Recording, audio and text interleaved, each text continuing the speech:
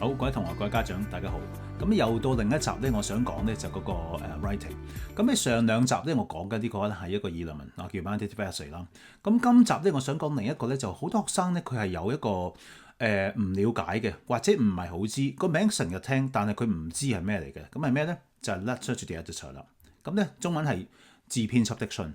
咁其實呢個係咩嚟嘅咧？好多人都話我成日都見啊，譬如 writing 我見啊，我 paper 3B 啊我又見啊，我成日都會掛在口邊成日見嘅。咁其實好多學生從我教咁多年見到咧，就其實佢唔知係咩嚟嘅。咁啊，首先咧嗱，我想講一講咧，就係話啦，喺呢個 video 裏邊，你會學到啲咩嘢咧？第一就係話乜嘢係 letter to the editor。OK， 第一樣嘢啦。第二樣嘢你學到咧就係邊張 paper 係咩類型嘅題目會出現。OK，第三咧就係究竟個格式係點樣。OK， 咁啊就好簡短，希望同學好快認識到呢樣嘢啦，先至可以再進一步去深入去了解啦。咁啊嗱，喺我繼續講之前咧，我想介紹我自己課程啊。咁我而家本身咧就係有教係live 嘅 Zoom classes 啊，咁係實時嘅，就唔係睇 video 嘅。咁係中一至中六。咁咧就係有我分別咗就有呢個係英中班、中班嚇，咁就算係高中去到 DSE 班，亦都有中四、中五、中六係分咗程度嘅。咁咧就可以咧，如果係想有興趣試堂啊，或者有興趣或者興趣想查詢咧，可以 WhatsApp 我。呢個電話號碼98206060，你係揾到我本人嘅，我係傅 Sir。OK， 好啦，咁我哋繼續啦。嗱，咁咧就係話，首先 letter to the editor 究竟係咩嚟嘅咧？咁咧首先有一樣嘢咧，就俾個 definition 你先啦，就話呢樣嘢係一個 public 公眾嘅，相對比較 official 即係官方少少嘅，係佢係一個方法去 speak to a wider community 啊。OK，即係同一個大眾啦，或者當大眾去講嘢啦，通過一個報紙、通過一個雜誌或者通過 website，嗱講落好似好抽象啊，即係好簡單，你想發表個意見。咁你可能問啦，咦？咁我同我喺 Instagram 我發表個意見有咩分別啊？我同喺 Threads 啊、Facebook 啊，Facebook 而家冇乜人用啦。我發表個意見或者我想連登啊，有咩分別啊？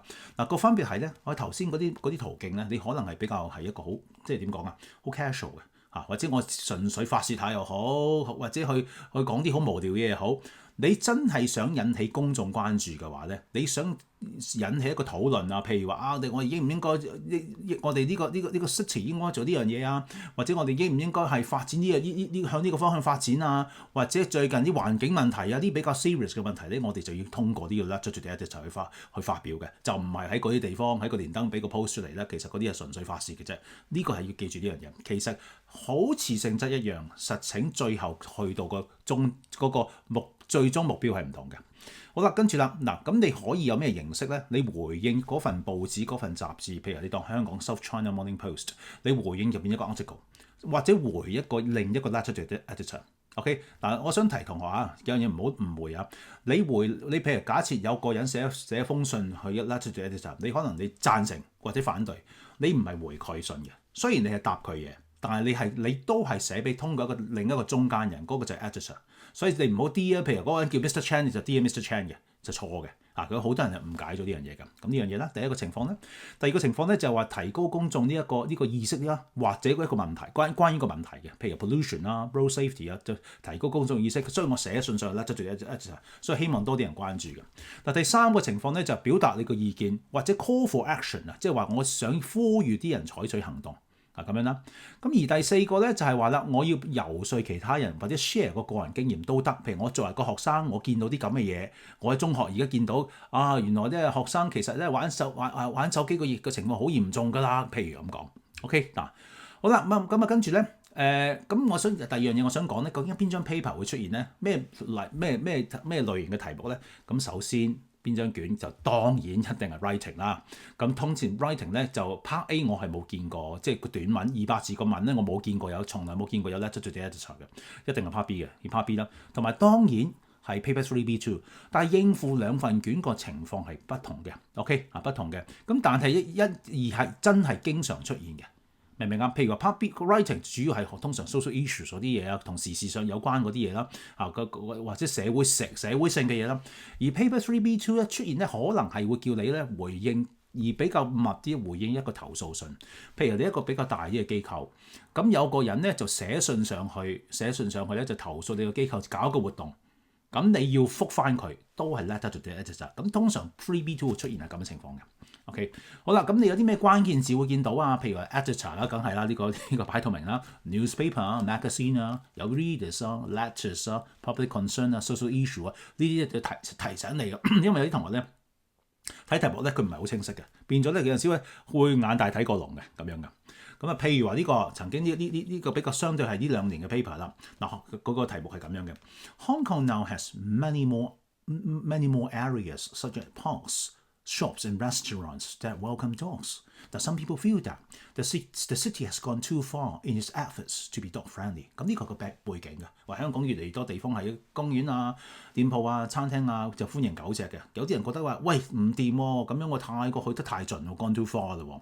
咁於是啦，第二段咧記住啊，睇呢個題目第二段就講真係你要做啲咩啦。The Hong Kong Times 嗱，香港冇呢份報紙㗎。The Hong Kong Times is asking readers for their opinion。咁樣問意見啦 ，write a letter to the editor expressing whether or not you support this new trend。就你支持定係反對 ？OK， 咁呢個就係好典型嘅 letter to editor。不過先講先，呢種嘅文法，呢條 writing 相對比較簡單。我轉頭我講個複雜啲嘅情況啦，咁就會喺咁嘅情況出現啦。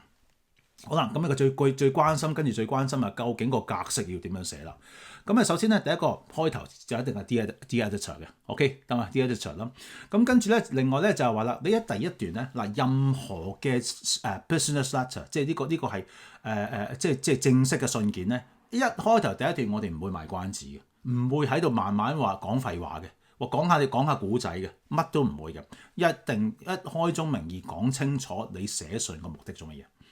OK， 然後講出你嗰個重點個問題喺邊度，人哋可以一針見血嘅嚇。你如果你有投稿試過投稿上去呢個真係寫上去 letter 咧，最第一條其實佢上面咧係佢哋會修改你啲字嘅，將佢再簡化啲嘅，咁先登出嚟嘅咁樣噶。嗱咁啊跟住咧嗱，譬如話 I am writing in response to your recent article on 乜嘢講某一個問題嘅，你最近你份報紙有呢個問題 ，OK，which raises an issue that deserves far more public attention， 而呢個我覺得更加值得公眾關注嘅咁樣啦，或者可以回應一個人嘅 letter。I am writing in response to 邊個人嘅 letter， 譬如 Mr. Chan's letter，date 幾時？咁點解要咁樣咧？佢講呢個目的係咩咧？就話俾人聽你嗰封信係幾時嘅。咁如果你真係譬如話收 China Morning Post， 你上去睇呢個 letters 咧，佢直頭有條 hyperlink 喺度嘅，你一 click 你就去翻佢原本嗰封信嘅。咁啊，或者原本嗰封 article 嘅 refer， 咁你令到嗰個讀者我睇好容易睇到嘅。咁以前真係報紙年代，實體報紙年代就煩好多啦。I agree that 我同意咩咧？同意乜嘢？然後啊 ，and I would add that 我即係你寫得上去，梗係有嘢講啦。你唔係純粹將佢啲講翻一次出嚟，講翻一次出嚟就唔需要寫信上去啦。咁呢個就個開頭第一段要做到嘅嘢啦。好啦，跟住啦到 body 嗰度啦，嗰啲段落啦。OK， 咁要點樣做咧？嗱，首先咧就係話嗱呢個我當係比較深啲。我想將譬如話你假設有啲問題，如果比較深咧，佢要你講幾樣嘢㗎。第一就首先佢話要你講個問題啊，究竟嗰個事件有啲咩問題，有咩影響啦。第二咧就話你要分析呢個問題啦。第三俾建議嘅。咁如果假設個題目係去到咁嘅深度嘅話咧，你需要做嘅嘢咧就將佢分清楚。嗱，記住我哋作文咧每一段咧係一個 main purpose 嘅，你唔好幾十樣嘢收落同一段。假設我如果喺同一段又講問題，又講分析，又講建議咧，對於個讀者嚟講係好難睇嘅。所以嗰段淨係譬如話，假設要做呢三樣嘢嘅。問題、分析、影響，咁你就一段講問題，甚至可以如果講兩個問題，你咪講兩段咯，兩個問題。咁跟住啦，就講嗰個講你去分析啦。OK，個 analysis 啦，最後建議，明唔明啊？咁樣咁啊類似咁樣嘅情況，咁就會講。當然喺中間我講解無論問題影響咧，你係假設你講一個時事啊。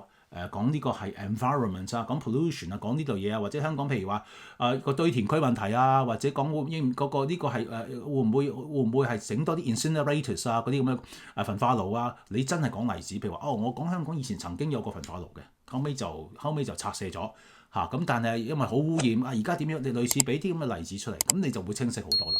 好啦，咁啊跟住咧就係嗱每一段咧最好要用嗰個叫做描述四步法，叫 PEAL。咁係咩咧？就係 PEAL，OK，P 係 point， 即係嗱我用翻個我應該冇記錯，我對上個 video 講過嘅，好似每一段一個漢堡包咁樣，漢堡包個頂係個頂就等於個 topic sentence 就你個 main point 係咩？即係 point 入 ，OK， 你嗰段嘅重點係乜嘢？唔好賣關子，所以咧作文一定要之前要 plan 清楚先嘅。個 point 啦，你個重點係咩？然後咧，你講完你嗰個 topic sentence，你講你個解釋，你係其實個解釋係乜嘢㗎？OK 啊，點解啊咁樣啊？譬如話香港應該進一步要發展進一步焚化爐，多啲焚化爐啊。咁啲人聽落嚇焚化爐好污染㗎喎，咁樣啦。嗱，你解釋唔係話現代嘅焚化爐其實 OK 㗎。明唔明啊？被污染同而家以前啊七八十年代上個世紀七八十年代香港有嘅焚化爐係爭好遠㗎。OK，佢解釋啊，佢進一步解釋，然後俾證據，譬如喺邊度啊？喺北歐某啲地方，佢亦都係用緊焚化爐㗎，但係絕對對環境係冇污染，仲有益添。譬如話可以發電，明唔明啊？最後 link 係咩意思咧？係將佢連翻入去你個主題，你個 topic sentence 啊，即係話提翻人哋呢段講咩嘅？我呢段係講焚化爐嘅。咁樣，咁用翻漢堡包，即係個包頂個 topic sentence，嗰個 explanation 就等於一個包入邊嗰嚿肉啊，個 patty 即係話最緊要呢樣嘢。跟住啦，你個 explanation 咧，唔係 sorry 個 example 啊 evidence 就等於嗰啲係譬如話嗰啲 lettuce 啊、tomatoes 啊嗰啲啊，或者 dressing 啊、salad dressing 嗰啲啊，咁嗰啲係我哋係襯托嘅啫。咁嗰啲係 evidence example，link 就等於個包個底。咁你每段就係一個漢堡包，咁你就好清晰㗎啦，得唔得啊？好啦，咁啊跟住啦。譬如話呢題，呢題我頭先想提一提啊。呢題頭先我講嗰題咧就相對簡單好多嘅。咁你話阿 Sir 我應該點樣做啊？咁樣其實就要睇題目咯。我而家係一個相對一個比較複雜嘅題目個例子講出嚟，應該咁做。究竟你實踐作文嘅時候個內容要點咧？要記住要睇翻題目。OK 嚇。好，咁啊跟住啦，咁去到啦後邊啦。結尾要做咩咧？嗱，結尾咧就係首先咧就將你嘅立場重申多次啦。如果有立場啊，或者將你個主題重申一次啦。跟住啦，你將你上面講過嘅嘢，譬如可能 reasons 啊、suggestions 啊，或者 analysis 啊嗰啲 problem 啊，大概去簡短咁講一次啦。咁跟住啦 ，call to action。如果假設叫人關注一個問題，通常寫親上去甩出住 adjective，你就係想引起公眾關注。你引起公眾關注就係想 call to action，即係叫人哋要採取行動。譬如話，喂，大家環保啲啊，大家支持呢樣嘢啊，嗰類，咁你點樣可以支持到你咧？咁就佢講出嚟啦。OK，咁或者最 closing 嗰句，最尾嗰句，譬如話你有個展望或者警示。展望就話我哋如果做呢個以下嘅 suggestion 咧，就可以咧，我哋喺之後嘅 generation 就可以獲益啦。或者調翻轉警示係咩咧？個 warning 就話啦，我哋如果而家再有得嗰個空氣污染啊，環保啊，仲係咁樣嘅話咧，以後個世代就大鑊啦。類似咁樣，尤其是最後嗰句，因為一個 marker 係睇完你最後嗰句，最尾嗰段係俾分嘅。咁如果你最尾嗰段馬虎，即係等於一套電影、一套電視，你求其去草了事咧，你嗰個唔會高分嘅。OK，記住呢樣嘢，因為好多同學咧，我就去考試見過好多同學就係咁樣噶啦，就係去到最尾咧就求其啦，因為我跟住之後咧就爭取時間伏喺度瞓覺，冇需要考試，唔好做啲咁嘅嘢，用盡你所有時間。我知好辛苦，我知好攰，係啦。咁跟住啦，咁譬如話啦，點樣可以寫咧？嗱 ultimately， 嗱 this is a matter of responsibility。if 乜嘢 is left unchecked， 如果嗰樣嘢係冇受監管嘅 ，it will erode， 佢會磨蝕咗啲乜嘢 ，and normalize 正常化一啲嘢，呢兩樣嘢都講啲衰嘢嘅。I therefore call on 呼籲，譬如話個機構啊、政府啊咩都好啦 ，to act promptly 即時行動啦 ，and transparency 有透明度嘅 ，before the problem becomes irreversible， 等個問題唔好去到係翻唔到轉頭啦。或者另一個咧，去到下邊啊簽名啦，簽名啦咁就 yours faithfully， 因為 Dear Editor 下邊就 yours faithfully 啦。咁然後咧就係 a concerned citizen 或者 a secondary school student 講明你身份嘅。真係正式嘅報紙咧就係會有埋你個名，有埋地址嘅。咁但係呢個就唔需要，或者寫翻 Chris Wong 都絕對 OK 噶啦。好啦，咁跟住啦，就係我哋今日講嘅嘢就係咁多。咁我希望同學咧就話，如果有啲咩唔明嘅話，你可以去問。咁咧，我哋跟住嗰幾集咧，我哋就會講翻咩咧？講翻就係話再講其他嘅問題，同埋其他嗰個究竟我哋要關注啲咩嘅嚇。咁今日到呢度，咁如果有同學咧就幫我 like 或者 share， 或者咧係有問題可以喺 comment 嗰度去留言。不如我有陣時需要啲時間，我未必會睇得切嘅，咁所以可能會遲少少答到我嘅。OK，好，今日到呢度。OK，拜拜。